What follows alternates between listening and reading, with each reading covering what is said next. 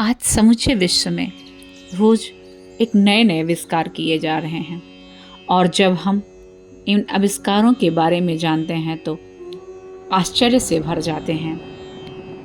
यह चाहे शल्य चिकित्सा के बारे में हो, चाहे भौतिक जगत के बारे में हो, चाहे परमाणु परीक्षणों को लेकर के हो, चाहे एक व्यक्ति का दिल दूसरे व्यक्ति को लगा सकते हैं इसके बारे में हो, चाहे हम मंगल ग्रह और चंद्र माँ की यात्रा कर सकते हैं इसके बारे में हो, चाहे किसी के आँख की रोशनी को हम वापस ला सकते हैं इसके बारे में हो।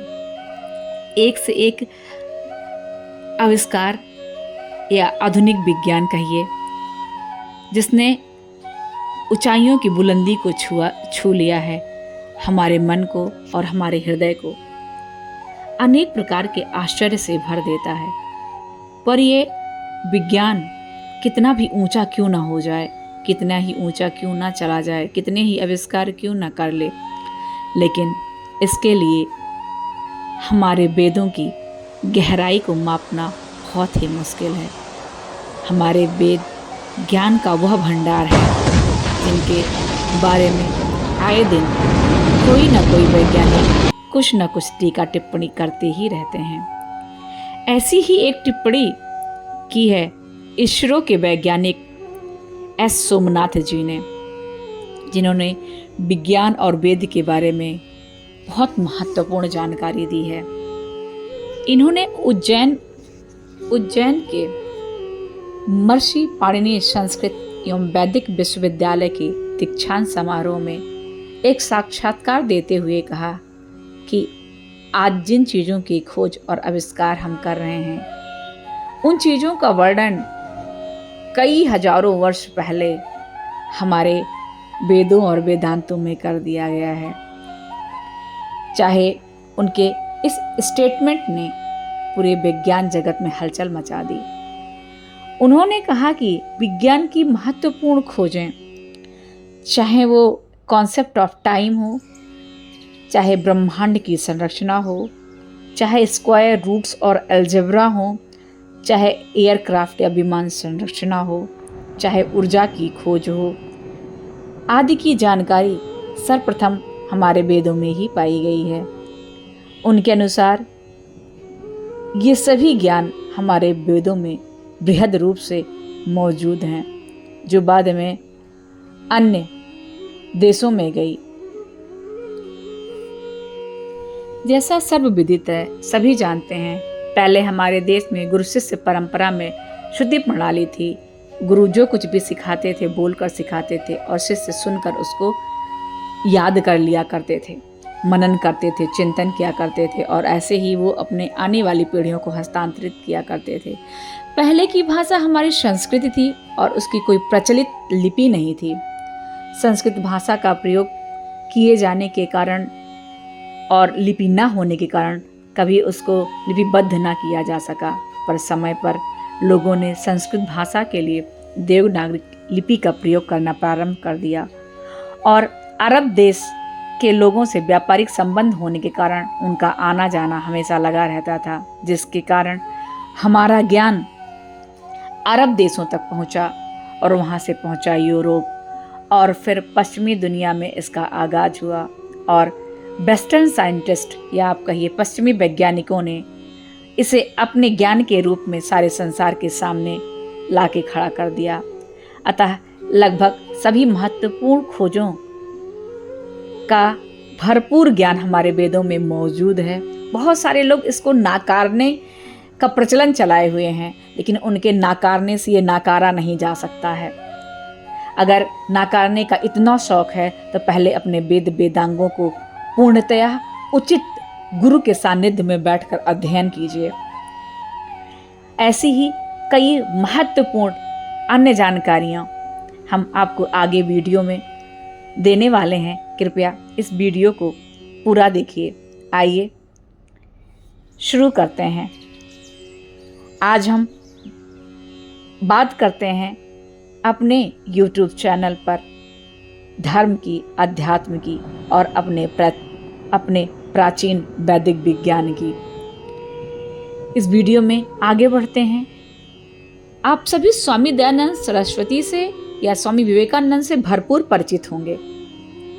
19वीं सदी में स्वामी विवेकानंद ने कहा था कि सभी लोग, चाहे हम हो चाहे आप, जो ये जानना चाहते हैं उन सबको ये लगता है कि आधुनिक विज्ञान का परिणाम वह परिणाम है जिस पर वेदांत युगों पहले पहुंचा था, पर आधुनिक विज्ञान में वह पदार्थ के रूप में बस लिख दिया गया है।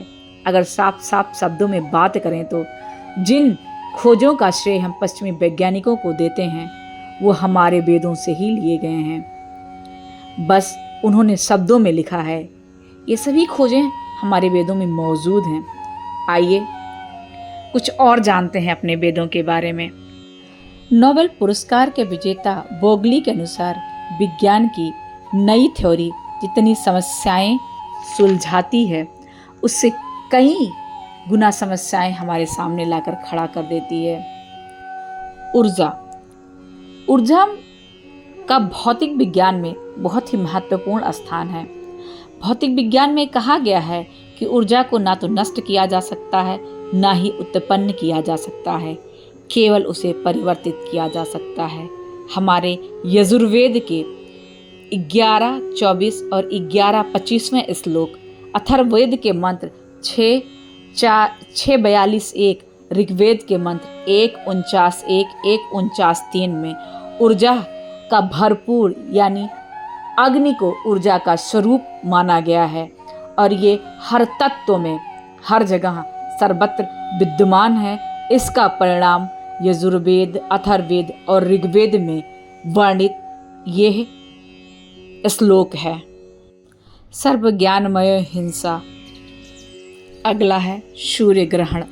सूर्य ग्रहण ऋग्वेद के श्लोक 5:45 में लिखा है, हे सूर्य, जब आप किसी एक से अवरुद्ध हो जाते हैं, जिसे आपने अपना प्रकाश उपहार में दिया है, तो पृथ्वी अंधेरे में भ्रमित हो जाती है।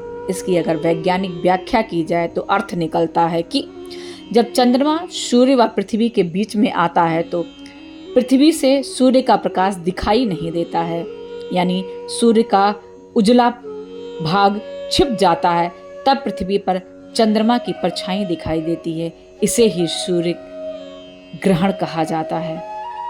अगला, पृथ्वी की गोलाकारता। इसका प्रमाण मार्कंडेय पुराण में मिलता है। इसके अनुसार पृथ्वी ध्रुवों पर चपटी है। इस अवधारणा का उदय 5वीं शताब्दी में हुआ था, जब एक यूनानी दार्शनिकों के लेखन में प्रकट हुआ था। आसमान का रंग नीला क्यों?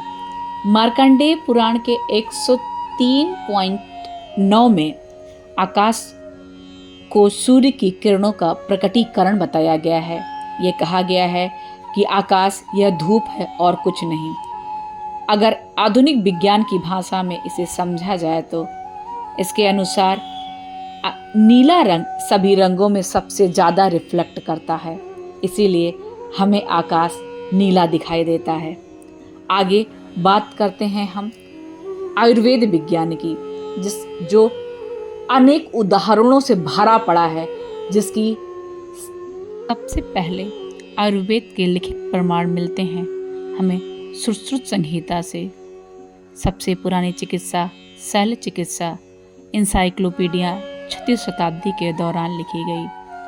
सुश्रुत संहिता में हमें 1120 बीमारियां, 700 औषधीय पौधों और 64 मिनरल पौधों के बारे में हमें जानकारी प्राप्त होती है। मेडिकल सर्जरी करने वाला पहला इंसान सुश्रुत को ही माना जाता है। इनकी पुस्तक में भ्रम विज्ञान, मानव शरीर रचना का भी वर्णन मिलता है। टेस्ट ट्यूब बेबी, क्लोनिंग और सरोगेसी मदर की अवधारणा हमें महाभारत काल से मिलती है। गंधारी के बारे में कौन नहीं जानता, जिनके 100 पुत्र थे। उन 100 पुत्रों में एक भ्रूण से को 100 भागों में बांटा गया और उनको अलग अलग पात्रों में रखकर पाला गया और फिर समय उपरांत 100 बच्चों की उत्पत्ति होती है। आशा है आपको यह जानकारी पसंद आई होगी। जिन्होंने वेद को जरा सा भी जाना होगा, अपने अध्यात्म को, अपने ग्रंथों को खंगालने का प्रयत्न किया होगा या प्रयत्न करेंगे, उनको ये जानकारी अवश्य पसंद आई होगी। अगर आपको ऐसी जानकारियाँ पसंद आती हैं तो please do like, share and subscribe. आज के लिए बस इतना ही। फिर मिलते हैं कुछ नई अद्भुत जानकारियों के साथ अपने एक नए वीडियो में। धन्यवाद।